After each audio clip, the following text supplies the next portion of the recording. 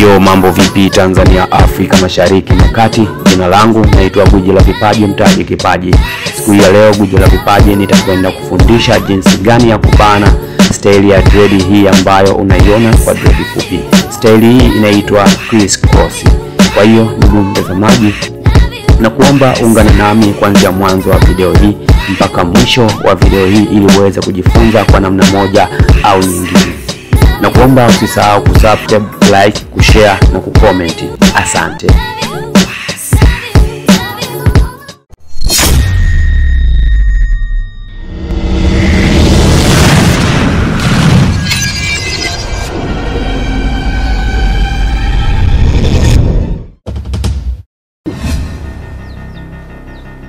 Sasa tunakwenda katika hatua ya pili, ndugu mtazamaji. Hatua ya pili tunaenda kubana tofauti pia, ndugu mtazamaji.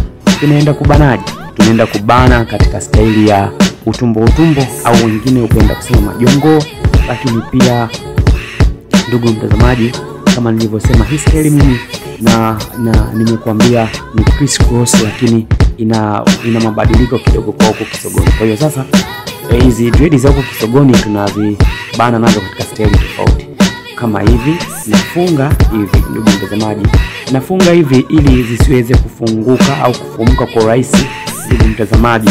Kwa hiyo ndio maana nazifunga, ndugu mtazamaji, hivi ili iwe rahisi katika style yangu ambayo nataka kuibana, niweze kubana kwa urahisi, ndugu mtazamaji. Kwa hiyo kama wewe huku zipo nyingi, huyu dread zake ni chache, zina mashina mengi, that's why unaona hivi. Lakini kwa yule mtu ambaye ana dread nyingi, mashina ya dread yako mengi au ni madogo sana, ina maana huko nyuma zitabaki nyingi sana.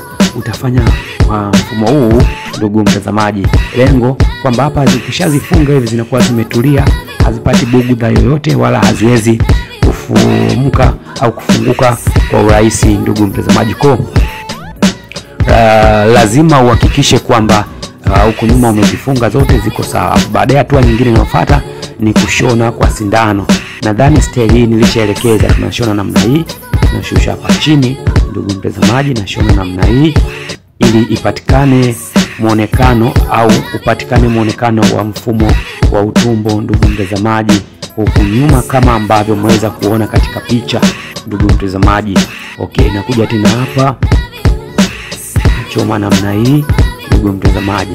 Lakini pia kwa sababu hizi dread ni fupi, ndugu mtazamaji, kwa hiyo sikunji sana, anakunja kidogo, yani ni kwa sababu ni fupi. Na huyu kwa sababu pia ni chache huku nyuma, naongezea zingine hizi hapa ambazo ni extension, naongezea ili tu kufanya style yangu iweze kuonekana vile ambavyo mimi nilitaka.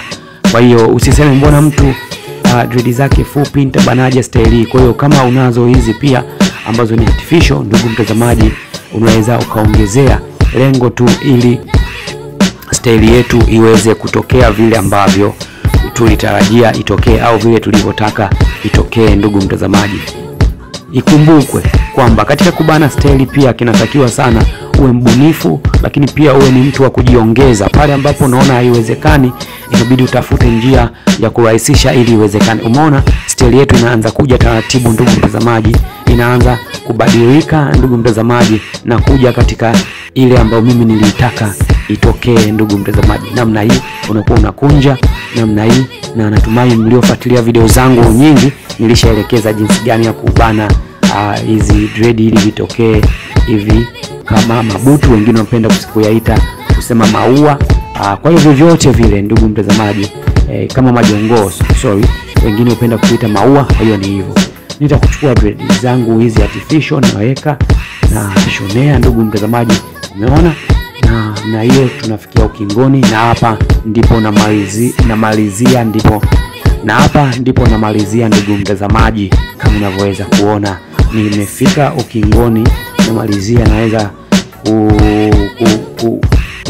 unaweza ukaona ni kwa namna gani tumeanza, lakini ni kwa namna gani tunamaliza, ndugu mtazamaji. Kitu cha msingi ni kuambia usiache kushare, kulike na kucomment. Dondosha comment zako hapo chini, ndugu mtazamaji. Unaionaje kazi yangu? Unazionaje video zangu? Unaionaje mafunzo yangu? kipi unahisi gwiji la vipaji niongeze na kipi nipunguze, ndugu mtazamaji. Kwa hiyo dondosha maoni yako hapo chini. Namna hiyo ndugu mtazamaji, ukishamaliza kama hivi unachukua kiwembe au mkasi kama hivi ambavyo mimi nafanya.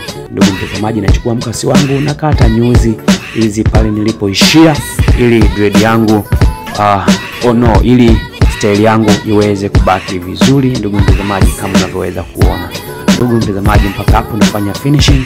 Najaribu kuangalia wapi ambapo hazijakaa vizuri, naweza kuweka vizuri, kwa sababu ni finishing. Ndugu mtazamaji, lazima uhakikishe unamaliza kazi ikiwa vizuri, safi na ina muonekano mzuri, ili mtu wako aweze kupendeza. Ndugu mtazamaji, kama unavyoweza kuona ndugu mtazamaji, mpaka hapo style yetu imeshaisha, nimeshamaliza. Ndugu mtazamaji, natumai bila shaka kama kweli uko makini na ulikuwa makini kufuatilia video hii, utakuwa kwa namna moja au nyingine umeweza kujifunza kwa uchache au kwa ukubwa. Ndugu mtazamaji, na hapa nilikuwa na walenga wale watu ambao hawajui kubana style, ndio kwanza wanaanza kujifunza kubana style rahisi zile simple. Kama hii ni style simple ndugu mtazamaji, ambapo nimesema style hii inaitwa criss cross ndugu mtazamaji, lakini nyuma huko nimeweza kuweka style nyingine. Kwa nimeweka style mbili katika kichwa kimoja ndugu mtazamaji.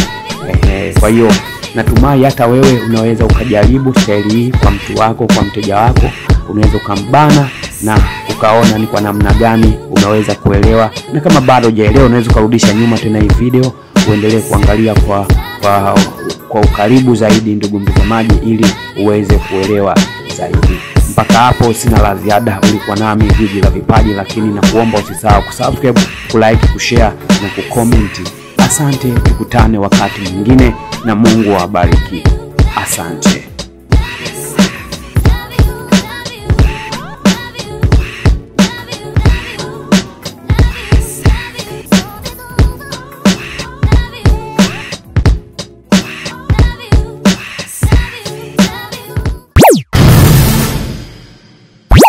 Usisahau kusubscribe, like, kushare na kucomment.